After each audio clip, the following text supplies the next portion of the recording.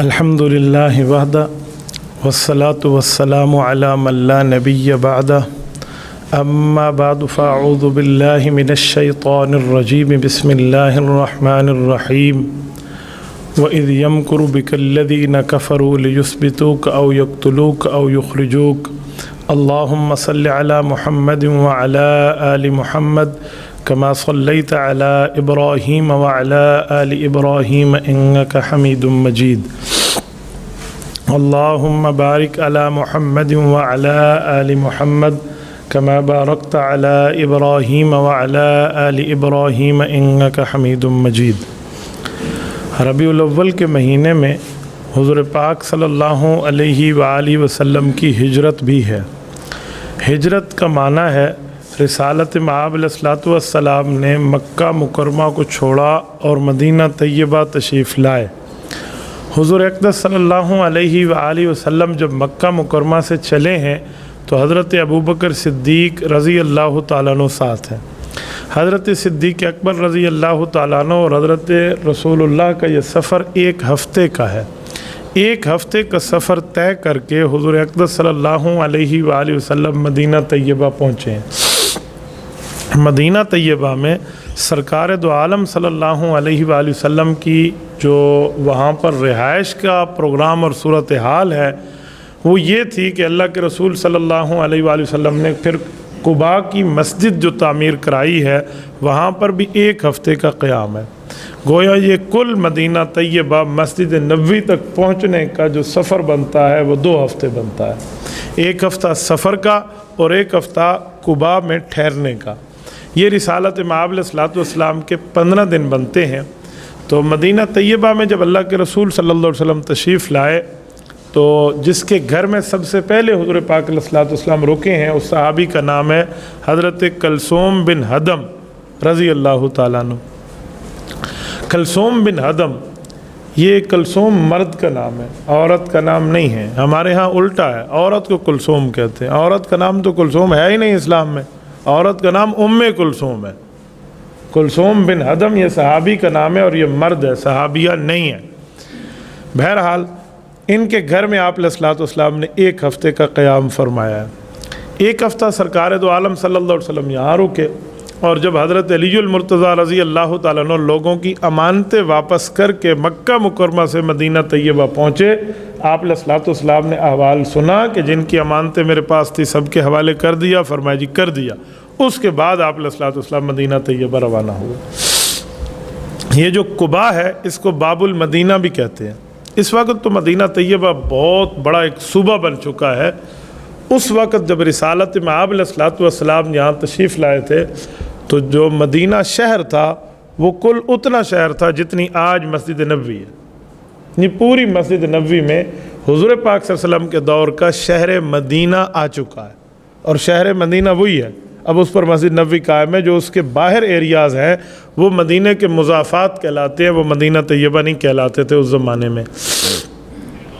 اس وقت مدینہ طیبہ کی صورتحال یہ ہے کہ مدینہ طیبہ کم از کم 600 کلومیٹر 700 کلومیٹر دور تک صوبہ کہلاتا ہے۔ مثلا اگر آپ مدائن دیکھیں، مدائن صالح دیکھیں، مدائن شعیب دیکھیں، یہ بہت دور علاقے ہیں اور یہ مدینہ طیبہ کے صوبہ میں ہے۔ منطقۃ المدینہ وہاں لکھا ہوتا ہے۔ اس سے آگے جائیں آپ تبوک چلے جائیں 700 کلومیٹر، ایک اگر دوسرے راستے سے جائیں جس طرف سے حضور پاک علیہ السلام کا سفر ہوا ہے تو یہ مدینہ طیبہ سے 900 کلومیٹر دور بنتا ہے تبوک۔ یہ ملک شام کی سرحد جا کے بنتی ہے، تو تبوک بھی اللہ کے رسول صلی اللہ علیہ وسلم نے سفر کیا تھا زندگی کا آخری، آج یہ بھی صوبہ مدینہ میں شامل ہے۔ تو یہ سارے ایریاز اس وقت مدینہ طیبہ نہیں کہلاتے تھے۔ حضور پاک صلی اللہ علیہ وسلم جب تشریف لائے تو قباء میں رکے ان صحابہ کے پاس۔ جس جگہ اللہ کے رسول نے ایک ہفتہ قیام کیا ہے وہ گھر آج بھی قائم ہے۔ اللہ تعالیٰ آپ کو مدینہ طیبہ لے جائے تو مشکل نہیں ہے وہاں دیکھنا، بہت آسان ہے۔ آپ مسجد قباء جائیے، جس طرح میں منہ کر کے بیٹھا ہوں ایسے سمجھیں اگر سامنے قبلہ ہو تو، یعنی مسجد قباء کا سامنے محراب ہے، جو آپ کے دائیں طرف کا گیٹ بنے گا نا، اس گیٹ سے آپ باہر آئیے، روڈ کراس کیجئے، پیچھے محلے میں جائیے تو وہاں محکمۃ الغابہ کا آج بھی کنٹرول ہے، محکمہ جنگلات ایریگیشن والوں کا، وہاں وہ گھر موجود ہے جس گھر میں آپ علیہ السلام نے ایک ہفتہ قیام فرمایا۔ اور اس گھر کی دیواریں اوریجنل شکل میں ہیں، 1400 سال پہلے کی وہ قلعے کی عمارتیں ہیں. میں نے اپنی آنکھوں سے اس کو دیکھا بھی ہے، میں کئی بار وہاں پہنچا ہوں. تو وہاں ایک کمرہ ہے جس کی آج کل تعمیر نو انہوں نے کی ہے، اس کے ساتھ ایک چھوٹی سی جگہ لوگ وہاں نماز پڑھتے ہیں. میں نے وہاں معلوم کیا کہ شیڈ سا بنا ہوا ہے، چھتا سا، کہ ادھر نماز پڑھنے کی وجہ وہ کہتے ہیں مقام تذلیل ہے، سائے کی جگہ. مجھے وہاں کوئی بتا نہ سکا کہ سائے کی جگہ کیا ہے. سایہ تو کوئی چھت کی جگہ ہوتی ہے. میں نے پھر اس کو سیرت میں سرچ کیا تو مجھے اس کا جواب ملا کہ یہ دراصل ایک واقعہ ہے. وہ واقعہ یہ ہے کہ جب حضور پاک علیہ السلام حضرت کلثوم بن ادم کے اس ولا میں رہتے تھے نا، تو مدینہ طیبہ سے صحابہ ملنے آتے. تو مدنی لوگ جو تھے اکثر آپ علیہ السلام کے چہرے مبارک سے واقف نہیں تھے.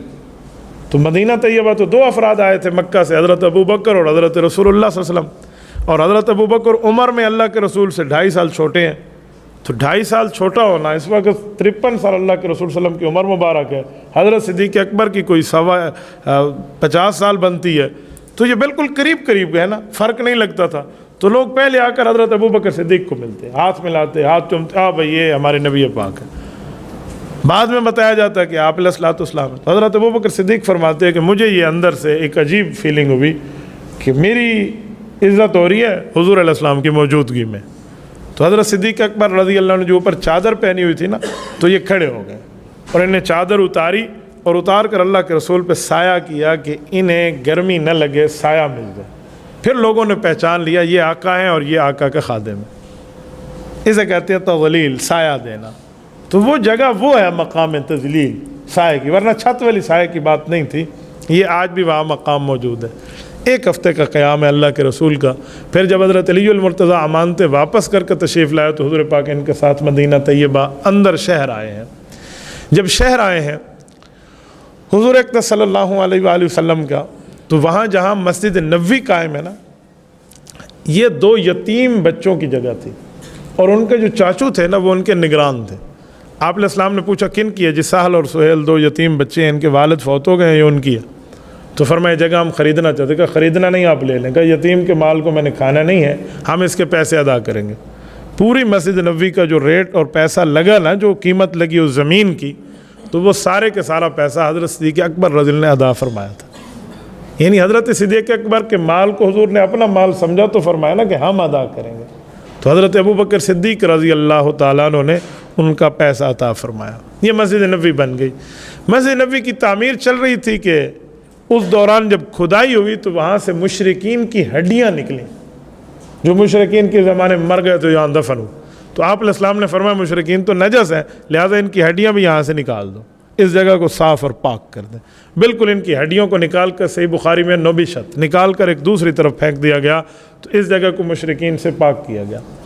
کچھ لوگوں کے دل میں میل ہوتا ہے اسلام کے بارے میں، تو وہ ایک سوال کرتے ہیں اس جگہ کہ آپ کہتے ہو حضور پاک علیہ الصلوۃ والسلام کی مسجد، یہ مسجد نبوی ریاض الجنہ، جنت کا حصہ ہے، جنت میں تو مشرک نہیں جا سکتا، یہاں مشرک کی ہڈیاں تھیں، تو یہ جگہ جنت کیسے ہے؟ تو اس کا بہت آسان جواب ہے کہ شیطان بننے سے پہلے کہاں تھا؟ کہتے ہیں جنت میں تھا، اوپر ہی تھا. جب اس نے شیطانی کی، سجدے سے انکار کیا تو کیا ہوا؟ کہا جی جنت سے نکل گیا. تو ہم نے کہا مشرک تو جنت نہیں جا سکتا، یہ ادھر کیسے تھا؟ کہتے ہیں پہلے تھا پھر نکال دیا گیا. میں نے کہا ادھر بھی پہلے تھی پھر حضور نے ہڈیاں نکال دی تھی، اس لیے یہ بھی جنت رہی اور وہ بھی جنت رہی، اس پر کوئی اشکال نہیں ہوتا. دوسری بات، حضور علیہ الصلوۃ والسلام نے یہاں تعمیر کرائی ہے، یہ مسجد نبوی ہے. اس کے قریب اللہ کے رسول صلی اللہ علیہ وسلم کے گھر مبارک ہے. جس جگہ حضور پاک رکے تھے، جس کو آپ اور ہم حضرت ابو ایوب انصاری رضی اللہ عنہ کا مکان کہتے ہیں. اتفاق ہماری مسجد بھی اسی صحابی سے منسوب ہے، حضرت ابو ایوب انصاری رضی اللہ عنہ. یہ ان کا مکان ہے حضرت ابو ایوب انصاری کا. پتہ ہے وہ مکان کہاں ہے؟ آپ اس کو بھی بڑی آسانی سے پہچان سکتے ہیں. آپ جب مسجد نبوی تشریف لے جائیں گے، اللہ تعالیٰ آپ کو لے جائے، تو جس وقت آپ روضہ پاک پر سلام پڑھ رہے ہوں گے نا، یعنی آپ علیہ الصلوۃ والسلام کے چہرہ مبارک کی طرف منہ کر کے آپ سلام پڑھیں گے، تو ہمارے دائیں ہاتھ کی طرف نکلنے والا دروازہ ہے، اسے باب البقیع کہتے ہیں. بالکل یہ روضہ پاک کے ساتھ ہے، یعنی مسجد نبوی کی چھت والے سے باہر نکلتے ہیں سین میں، یہ باب البقیع ہے. اسی باب البقیع کے ساتھ کسی زمانے میں لکڑی کی عمارت ہوتی تھی. آج کل وہاں انہوں نے ماربلائز ایک عمارت بنا لی ہے، اب لکڑی کی نہیں ہے. میں نے لکڑی والی عمارت بھی دیکھی تھی پرانے والی، اب وہ نائی والی عمارت ہے۔ تو یہی جگہ ہے، یہ حضرت ابو ایوب انصاری کا گھر تھا، ادھر اونٹنی بیٹھی تھی۔ اونٹنی بیٹھنے کا مطلب کیا ہے؟ آپ علیہ الصلوۃ والسلام جس اونٹنی پر سوار تھے نا، تو مدینہ کے لوگ آتے اور وہ مہار پکڑ کہتے کہ رسول اللہ آپ ہمارے یہاں رہیں۔ حضور پاک علیہ الصلوۃ والسلام ان کو فرماتے کہ یار میں اپنی مرضی سے نہیں رہنے آیا۔ تو یا رسول اللہ آپ کس کی مرضی سے؟ فرمایا اللہ تعالیٰ کے حکم کی پابند ہے میری یہ اونٹنی، یہ جس گھر کے سامنے بیٹھ جائے گی نا اور پھر اٹھے گی نہیں، اس کا مطلب ہے کہ یہ وہی گھر ہے جس جگہ مجھے اللہ نے رہنے کا حکم کیا۔ راستے میں ایک جگہ اونٹنی بیٹھی تھی، آپ علیہ السلام اترنے لگے تو وہ پھر کھڑی ہو گئی۔ پھر حضور نے فرمایا دعوها فإنها مأمورة، اب اس کو چھوڑ دو، اب رسی نہ پکڑو، یہ اللہ کے حکم کی پابند ہے۔ تو حضرت ابو ایوب انصاری کا اصل نام ہے حضرت خالد، ابو ایوب ان کی کنیت ہے، خالد نام ہے رضی اللہ عنہ۔ ان کے گھر کے سامنے بیٹھ گئی۔ مختصر فیملی تھی، میاں بیوی، غالباً ایک بچہ اور ایک ان کی والدہ تھی۔ بالا خانہ ان کا بنا ہوا تھا۔ تو انہوں نے عرض کیا کہ یا رسول اللہ آپ اوپر کی منزل میں رہیں، ہم نیچے کی منزل میں رہیں گے۔ آپ علیہ السلام نے فرمایا ابو ایوب میں اگر اوپر رہوں، میرے پاس مہمان آئیں گے، صحابہ ملنے، تو آپ کے گھر سے پردہ پھر سیڑھی چڑھ کے اوپر، تو آپ کے گھر کو تکلیف ہوگی، آپ اوپر کی منزل میں بالا خانے میں رہیں، ہم نیچے رہیں گے۔ تو انہوں نے عرض کیا کہ یا رسول اللہ میں آپ کی موجودگی میں اوپر رہوں، تو یہ تو ادب کے خلاف ہے۔ فرمایا میں آپ کو اجازت دے رہا ہوں، آپ نے اوپر رہنا۔ حضرت ابو ایوب انصاری اوپر تشریف لے گئے۔ اس زمانے کی جو تعمیر تھی نا، وہ اس طرح RCC کی سیمنٹڈ چھتیں نہیں ہوتی تھی۔ اس زمانے کی چھتیں ہوتی تھی نا، وہ کھجور کی یہ جو شاخیں ہیں نا، کھجور کے پتے، ان کو رکھ کر نا اس پر چونا وغیرہ ڈال کے چھت کی ترتیب ہوتی تھی۔ ایک رات حضرت ابو ایوب انصاری رضی اللہ تعالیٰ عنہ کی غالباً ان کا یا پتہ نہیں گھر والی کا پاؤں لگا، تو جو گھڑا پڑا تھا نا پانی کا، وہ ایسے بہہ گیا۔ اب قریب تھا کہ وہ چھت رسنے لگتی، آپ علیہ السلام نیچے آرام فرمائے تو رسالت مآب کا آرام خراب ہو، تو ان میاں بیوی نے اپنے ٹھٹرتی سردی میں کمبل اتارا اور اس پانی کے اوپر رکھ دیا تاکہ یہ پانی کو سک کر لے، چوس لے اور آپ علیہ السلام تک ایک قطرہ نہ جائے۔ ان نے سردی میں رات گزاری ہے، لیکن اس قربانی پہ آج بھی ابو ایوب انصاری کو دنیا سلام عقیدت پیش کرتی ہے۔ ابو ایوب انصاری رضی اللہ تعالیٰ عنہ کی قبر مبارک ہے ترکی میں۔ میرے ترکی کے کئی سفر ہوئے ہیں اسی خواہش میں کہ حضرت ابو ایوب انصاری کو سلامی پیش کروں۔ میں نے الحمدللہ وہاں 2 3 4 بار حاضری دی ہے۔ استنبول یہ ترکی کا پرانا شہر ہے، بہت پرانا ہے۔ کہتے ہیں قبل مسیح اس کی جو ہے نا تاریخ ہے۔ قبل مسیح کا معنی حضرت عیسیٰ علیہ السلام سے پہلے، رسالت مآب کو تو 1400 سال، حضرت عیسیٰ 600 سال اس سے پہلے۔ اب 2022 چل رہا ہے، تو یہ 2022 حضرت عیسیٰ علیہ السلام کی پیدائش کے حوالے سے، تو قبل مسیح یعنی 2022 سال سے بھی پہلے اس شہر کی تاریخ ملتی ہے۔ اس کی فصیلیں ہیں، بڑی بڑی فصیلیں ہیں، بندہ حیران ہو سرگردان ہو جاتا ہے اگر آپ کبھی اس شہر کا وزٹ کریں۔ میں تو اس کی گلیاں محلے گھوما ہوں، میں نے ان جگہ کو دیکھا ہے، پتہ نہیں کیا کیا یہ تاریخ اپنے اندر سمویا ہوا ہے۔ اس شہر کو پرانے زمانے میں کہتے تھے قسطنطینیہ عربی میں، ہم اردو میں سے قسطنطنیہ کہتے ہیں۔ آج کل اس کا نام بدل کے استنبول رکھ دیا گیا۔ اصل لفظ تھا یہ اسلام بول، اسلام کی باتیں، لیکن وہ اسلام بول اور یہ فارسی کی بات آپس میں گھسی نا، اس کے ساتھ ترکی لینگویج کے ساتھ سلاجفہ روم کی زبان ہے، تو استانبول بن گیا۔ کوئی استانبول کہتا ہے، کوئی استنبول کہتے ہیں اس کو۔ اس شہر میں حضرت ابو ایوب انصاری رضی اللہ عنہ کی قبر مبارک ہے۔ اچھا، یہ شہر 2 بر اعظم پر مشتمل ہے ایک شہر، لیکن یہ 2 بر اعظم پر ہے۔ اس کا آدھا حصہ ایشین سائٹ کہلاتا ہے اور آدھا حصہ یورپین سائٹ کہلاتا ہے۔ بر اعظم یورپ اور بر اعظم ایشیا کا سنگم ہے، یہ اس کی لائن آف کنٹرول ہے، اس کی سرحد ہے، بارڈر ہے۔ یعنی 2 بر اعظم یہاں مل رہے ہیں۔ اسے گیٹ آف یورپ بھی کہتے ہیں کہ یہاں سے یورپ میں انٹری بندہ مار سکتا ہے۔ تو یہ جگہ ہے، اس جگہ حضرت ابو ایوب انصاری کی قبر ہے کہ حدیث پاک میں ہے، حضور پاک صلی اللہ علیہ وسلم نے فرمایا، صحیح بخاری کی حدیث ہے، اول جیش من امتی، کہ میری امت کا پہلا لشکر جو جائے گا، یغزون مدینہ قیصر مغفور اللہ، جو قسطنطنیہ پہ چڑھائی کرے گا، مدینہ قیصر اسے کہتے تھے، یہاں قیصر روم رہا کرتا تھا، اس کے شہر پہ فرمایا وہ بخشا ہوا ہے۔ تو یہ لشکر جو آیا تھا یہ حضرت معاویہ رضی اللہ عنہ کے دور میں آیا ہے۔ اس میں حضرت ابو ایوب انصاری شامل ہیں، حضرت امام حسن شامل ہیں، حضرت امام حسین شامل ہیں رضی اللہ عنہم۔ یہ آیات صوفیہ جائیں تو آج بھی وہاں ان کے نام مبارک لکھے ہوئے موجود ہیں۔ حضرت ابو ایوب انصاری نے فرمایا تھا کہ میرا اگر انتقال بھی ہو جائے نا بیمار تھے کہ مجھے ان کافروں کے علاقوں میں جا کر دفن کر کے آنا، کیونکہ میں جب تک ہوں تو اللہ کے دین کے پہنچانے کے لیے جتنا سفر کر سکتا ہوں کر لوں۔ بعض روایات میں ہے کہ جس کو اللہ کے راستے میں موت آ جائے نا، جس جگہ اس کی قبر ہے اس جگہ سے لے کر اس کے گھر تک کا جتنا فاصلہ ہوگا نا، اللہ اتنے بڑے بے جوڑ موتی کا محل اسے جنت میں دے گا۔ یعنی ابو ایوب انصاری کا محل 2 بر اعظم پر مشتمل ہوگا۔ آپ اندازہ لگیں ان کی قربانی، غالباً کہتے ہیں 90 سال کے لگ بھگ ان کی عمر تھی اس وقت، تو ان کی تدفین یہاں ہوئی ہے۔ اس جنازے میں امام حسن اور امام حسین رضی اللہ عنہما کی شرکت بھی ہے۔ میں نے ایک بات وہاں سوچی کہ یہ کس ایریا میں ہے، یورپین سائڈ میں ہے یا ایشین سائڈ میں؟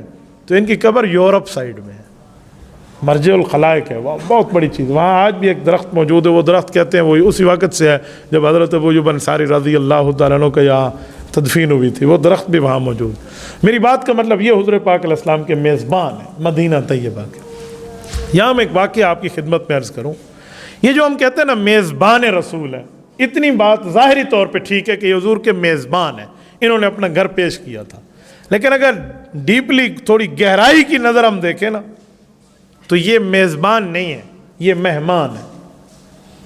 سوال اٹھے گا مہمان تو اللہ کے رسول ہیں، وہ آئے ہیں، یہ مہمان کیسے ہیں؟ میں آپ کی خدمت میں واقعہ عرض کرتا ہوں۔ امام سہیلی رحمہ اللہ روض العنف میں لکھتے ہیں، یہ عربی کی کتاب ہے، اور مولانا ادریس کاندلوی رحمہ اللہ سیرت المصطفیٰ میں لکھتے ہیں، یہ اردو کی کتاب ہے۔ آپ سیرت المصطفیٰ خرید لیں، اس سے آپ اس واقعے کو پڑھیں، آپ کا ایمان تازہ ہو جائے گا۔ مولانا ادریس کاندلوی رحمہ اللہ نے 3 جلدوں پہ سیرت النبی کی کتاب لکھی ہے، سیرت المصطفیٰ۔ وہ فرماتے ہیں کہ حضور پاک علیہ الصلوۃ والسلام کی دنیا میں آمد سے پہلے ایک بادشاہ کا گزر ہوا جو شاہ طبہ حمیری تھا، یمن کا بادشاہ تھا، قبیلہ حمیری کا رہنے والا تھا۔ وہ یہاں سے گزرا تو اس کے ساتھ اس کے ارکان پارلیمنٹ تھے، وزیر مذہبی امور بھی ہے، مولوی بھی ہیں، عوام بھی ہے، باقی وزراء بھی ہیں جو اس زمانے کے ان کی کتابوں کے عالم تھے۔ تو کہتے ہیں سارے اس جگہ پڑاؤ کے لیے رکے، جو بادشاہ رکا تو علماء جو تھے نا تورات انجیل زبور والے، انہوں نے اس جگہ کو دیکھا نا مدینہ طیبہ کو، اس زمانے میں سے یثرب کہتے تھے۔ سورت نمبر 33 سورت احزاب میں بھی یہ لفظ ہے، یا اہل یثرب لا مقام لکم فرجعوا، تو یثرب کہتے تھے اسے۔ تو رکے تو انہوں نے اس جگہ کا وزٹ کیا نا، تو وہ تورات انجیل پڑھے ہوئے ایک دوسرے کو کہنے لگے کہ یہ ہم یہاں سے نہیں جاتے، یہ تو آخری نبی کی آمد کی جگہ ہے، اس کے استقبال کے لیے رہ جاؤ، پتہ نہیں پھر آنا نصیب ہو یا نہ ہو۔ تو صبح بادشاہ نے لشکر کے کوچ کا حکم کیا اور انہوں نے کہا ہم نے یہاں رہائش لینی ہے۔ بادشاہ نے کہا ناراض ہو کہ جی میں ناراض نہیں ہے، آپ کا احسان ہوگا، میں یہاں رہنے دیں۔ تو جب علماء کی تعداد شمار کی تو وہ 400 علماء بنے، تو بادشاہ نے ان کے لیے 401 گھر بنوائے، 400 ان کے لیے اور 1 گھر اس لیے بنوایا کہ جس نبی کے انتظار میں تم رہنا چاہتے ہو یہ اس کو تحفہ دینا۔ اور پھر بادشاہ نے وہاں سے کوچ کیا، آپ علیہ السلام کے لیے کچھ پیغام لکھا، وہ آپ علیہ الصلوۃ والسلام پر ایمان کی باتیں لکھیں، اور اس کے اشعار کچھ اس نے لکھ کر اس زمانے کی تحریر لکھوائی تھی کہ میرا جی چاہتا ہے کہ میری عمر آپ تک لمبی ہو جائے تو پھر میں آپ کی خدمت میں رہوں گا۔ اس طرح مختلف محبت کا اظہار ہے، اس پر ایک تفصیل ہے۔ تو یہ لوگ یہاں رہ گئے تھے، کہا تمہاری نسل در نسل آئے نا تو یہ وصیت کر کے مکانات دیتے جانا۔ جب آپ علیہ السلام مدینہ طیبہ تشریف لائے ہیں تو ان کی پتہ نہیں 4تھی یا 5ویں نسل علماء کی چل رہی تھی، جسے بنو اوس اور بنو خزرج کہتے ہیں۔ یہ جو صحابہ کرام کے انصاری لوگ ہیں نا مدینہ والے، انصاری 2 قسم کے لوگ ہیں، بنو اوس کے یا بنو خزرج کے، یہ انہی علماء کی اولاد تھے جو آپ علیہ الصلوۃ والسلام کے استقبال میں یہاں رکے۔ اور یہ جو گھر تھا بالا خانہ، یہ تھا حضرت ابو ایوب انصاری کا، لیکن بنا اللہ کے رسول کے لیے تھا۔ تو میں نے اسی بنیاد پہ کہا کہ ابو ایوب انصاری میزبان رسول ضرور ہیں، لیکن گہرائی کی نظر سے دیکھے تو یہ گھر وہ ہے جو اللہ کے رسول کے لیے تعمیر ہوا تھا، تو یہ میزبان نہیں ہے، مہمان رسول ہے۔ یعنی آپ علیہ الصلوۃ والسلام اپنے گھر میں تشریف لائے ہیں، یہ مدینہ طیبہ ہے، اس جگہ اللہ کے رسول کی ہجرت ہے، اور یہی ہجرت ربیع الاول میں ہے۔ میں نے پوری ہجرت پہ تو بات نہیں کی، صرف ایک گوشے پر آپ کی خدمت میں چند جھلکیں پیش کی ہیں۔ میں آخر میں آپ سے ایک بات کر کے بات کا خلاصہ اور ختم کرنے لگا ہوں۔ ایک ذہن میں بات رکھیں، وہ یہ ہے کہ آپ میں جتنے حضرات نوجوان بیٹھے ہیں نا، کوشش کرو کہ اپنے نبی کی سیرت پڑھو، اس لیے نہیں کہ ہمیں واقعات پتہ چلیں، ہمارا نالج بڑھ جائے، واہ واہ ہمارے معلومات بہت زیادہ ہیں، اس لیے نہیں. سیرت اس لیے پڑھو کہ یہ میرے نبی کی زندگی ہے اور ہمیں اس پر عمل کرنا چاہیے، ہمیں اس سے سبق لینا چاہیے. آپ سیرت المصطفیٰ خرید لینا، 3 جلدوں کی کتاب ہے، چھوٹی سی ہے، کوئی اتنی بڑی بھی نہیں ہے. کل ملا کر صفحات 900 بنیں گے، 750 800 بنیں گے، کل ملا کے 3 جلدوں کے. اردو کی آسان ترین کتاب ہے اور مستند ہے. بعض سیرتیں ایسی ہوتی ہیں جس میں اوٹ پٹانگ کی باتیں ہوتی ہیں، کچھ سیرت النبی کی کتابیں ایسی ہیں جس میں معجزات کا انکار ہے. جیسے علامہ شبلی نعمانی کی اللہ مغفرت فرمائے، انہوں نے سیرت تو لکھی ہے لیکن ان میں معجزات کے مسئلے پہ انہوں نے کچھ اوپر نیچے بات کی ہے، علماء ان کو پڑھنے کی ترغیب نہیں دیتے. اسی لیے حضرت تھانوی رحمۃ اللہ علیہ نے سیرت المصطفیٰ علیحدہ لکھوائی تھی مولانا ادریس کاندھلوی رحمہ اللہ سے. تو آپ سیرت المصطفیٰ 3 جلد لے لیں، خود بھی پڑھیں، گھر میں بھی پڑھائیں، فیملی بھی پڑھے، بچے بھی پڑھیں. تو جب ہم سیرت کو پڑھیں گے تو ہمارے اندر ایک تبدیلی آئے گی. ہمیں ہمارا ضمیر جو اندر کا ایمان ہے نا وہ کہے گا یار تو اپنے نبی کی تعلیمات کو پڑھ. تو یہ ایک وجہ، جب سے یہ موبائل آیا ہے نا، موبائل نے بیڑا غرق کر دیا مطالعے کا. تو میں کہتا ہوں اچھا موبائل بھی رہے اور مطالعہ بھی رہے، اسی میں PDF ڈاؤن لوڈ کر لو، اسی میں ڈاؤن لوڈ کر لو. مزہ PDF پڑھنے کا نہیں ہے، یہ آپ کو پتہ ہو. 10 15 20 50 صفحوں کے بعد بندہ تھک جاتا ہے. یہاں موبائل میں وہ وعدے نے چس کونی کتاب پڑھن دی، جو آپ سامنے کتاب رکھ کے پڑھتے ہیں نا اس کا مزہ اور ہے. لیکن اگر آپ نے PDF ہی پڑھنے ہے تو یہاں PDF ڈاؤن لوڈ کریں، سیرت المصطفیٰ مولانا ادریس کاندھلوی آپ لکھیں اور آپ PDF ڈاؤن لوڈ کر لیں گوگل سے، تو آپ اس کو پڑھ سکتے ہیں. میری بات کا مطلب کہ آج سیرت النبی پر غالباً میں ربیع الاول میں 3را جمعہ آپ کی خدمت میں عرض کر رہا ہوں. یہ نہ ہو کہ ہم نے صرف سننا ہے جی واہ واہ. ہم میں ہر بندہ اگر سیرت کا خود مطالعہ کرے تو یقین مانے ایمان بھی تازہ ہوگا اور ہمارے لیے قابل عمل بھی ہوگا اور قابل فخر بھی ہوگا. اور ہمیں کل قیامت میں حضور پاک کی سفارش ملنی ہے، کیونکہ حضور پاک علیہ السلام نے فرمایا کہ میری امت کے گناہ گاروں کو میں سفارش کروں گا. آپ کو پتہ ہے سفارش کا مطلب کیا ہے؟ سفارش کا مطلب ہے اللہ اسے جہنم میں نہ جلا جنت بھیج دے. اور سفارش کا دوسرا مطلب ہے حق نہیں بنتا اس کا جنت جانے کا، حق نہیں بنتا. یہ حضور پاک کے منہ کی وجہ سے جنت ملے گی. سفارش کہتے ہیں اسے، ہے نا. حق بنتا ہے تو کیا سفارش ہوتی ہے؟ پھر تو بندہ اپنی ترتیب پہ جا رہا ہے. حق نہیں بنتا پھر بھی جنت کا مستحق بنائیں گے یہ حضور اقدس صلی اللہ علیہ وسلم. تو اس نبی کی تفصیلی معلومات ہونی چاہیے ہر مسلمان کے پاس. اس کے بعد پھر سیرت صحابہ ہے، اس کے بعد سیرت اہل بیت ہے، اس کے بعد سیرت امہات المؤمنین ہے، حضور پاک علیہ الصلوۃ والسلام کی بیٹیوں کی سیرت ہے، وہ اس کے بعد کی باتیں ہیں. لیکن یقین مانیے ہم لوگ دین سے دور ہیں. مینا کے خیمے میں میرے والد محترم رحمہ اللہ فرما رہے تھے، اللہ ان کی قبر پہ کروڑوں اربوں رحمتیں نازل فرمائے، کہ خاوند بیوی میرے پاس آئے حج میں، احرام باندھا ہوا ہے، اور مجھے آ کر کہا مولوی صاحب یہ بتائیں یہ نبی اور رسول آپس میں چچا زاد ہوتے ہیں، کزن ہوتے ہیں؟ یعنی جسے اتنا بھی نہیں پتا کہ نبی اور رسول میں آپس میں کیا فرق ہے، ہم کس نام سے مسلمان ہیں؟ اور ماشاءاللہ اللہ پاک نے قبول کیا، آئے ہوئے حج پہ. میں آپ کو واقعات سناؤں آپ حیران ہوں گے. میں ممبر پہ بیٹھا ہوں، میں جھوٹ بولوں اللہ مدد کھینچ لے گا. میرے ایک دوست ہے وہ حج اور عمرے کی ٹریننگ دیتے ہیں. اب میں DA خان میں نام نہیں لیتا، خواہ مخواہ سے مولوی کو دل میں کچھ حوصلہ رکھنا چاہیے، میں کیا کسی کی پردہ دری کروں. ایک صاحب تھے، بزرگ تھے، وہ عمرے پہ جا رہے تھے، یہاں سٹی سے نہیں ہے، ایک دیہات سے ہیں. وہ آئے تو ان کے پاس بھی مجھے آپ عمرے کی تیاری کریں، وہ اس گروپ میں جا رہے تھے. تو انہوں نے ماشاءاللہ اسے تیاری کرائی، پورا مکہ مکرمہ سمجھایا، مینا سمجھایا، مزدلفہ سمجھایا، عرفات سمجھایا کہ ادھر کی صرف زیارتیں ہیں، یہ عمرے میں شامل نہیں ہیں، یہ حج کی ہوتی ہیں. لیکن آپ نے عمرے میں طواف کرنا ہے، سعی کرنی ہے، مقام ابراہیم کے نوافل ہیں، حجر اسود ہے اور آب زمزم ہے، پوری ترتیب سمجھائی.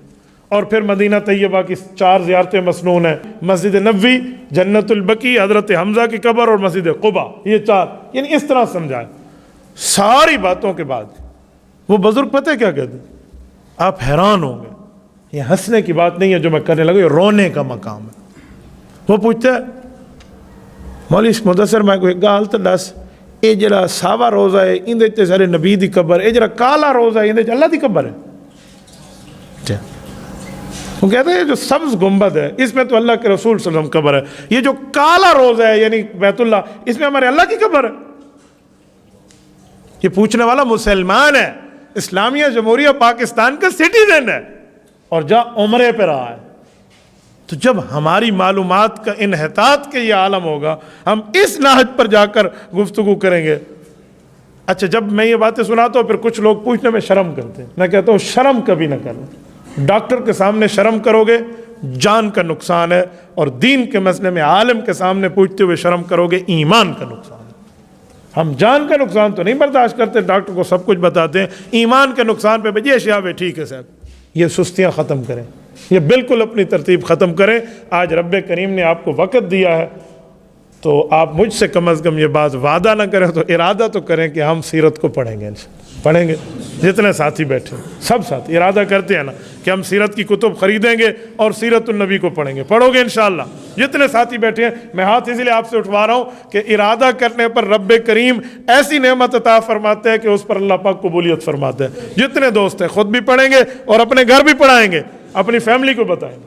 تو سیرت المصطفیٰ چھوٹی سی سیرت النبی کی کتاب ہے، 3 جلدوں میں، اتنی کوئی بڑی بات نہیں ہے، آپ اس کا مطالعہ کریں، ضروری نہیں آپ ایک دن میں ختم کر لیں، لیکن اس کے سامنے کیٹلاگ ہے، فہرست ہے، آپ وہاں سے چوز کریں اپنا عنوان اور اس کو پڑھیں اور سمجھیں، اس نیت سے نہیں کہ ہمارے پاس نالج آئے، اس نیت سے کہ ہم اپنے نبی کی سیرت کو اپنانا چاہتے ہیں۔